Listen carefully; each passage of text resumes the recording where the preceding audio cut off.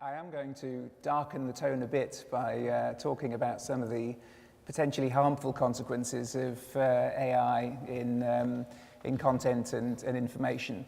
And by that I mean really the automated decision-making around content, and in particular the role of platforms in distributing and making available content.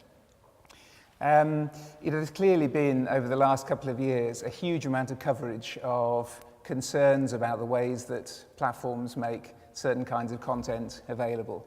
We've all seen stories about fake news, extremist propaganda, hate speech. Sometimes it seems like Donald Trump can get all of those into a single tweet. But there are some very dark aspects of this as well. We've seen videos being posted and live streamed on Facebook's page depicting violent attacks, suicides.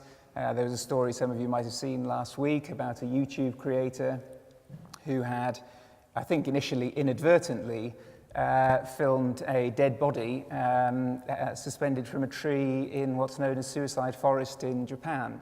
It took YouTube a week to get round to taking the video down and imposing sanctions on the very popular creator, who was followed by a large number of children. So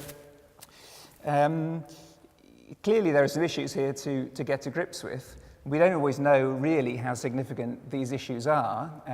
It's not hard to find harmful and unpleasant content online if you go looking for it. But equally, a lot of the time, I think the platforms do a reasonably good job of managing that information flow. And it might be interesting to talk afterwards about whether anybody here in the course of using these services has actually seen this kind of material, because sometimes you get the sense that this content is more talked about in the press than it is experienced in reality.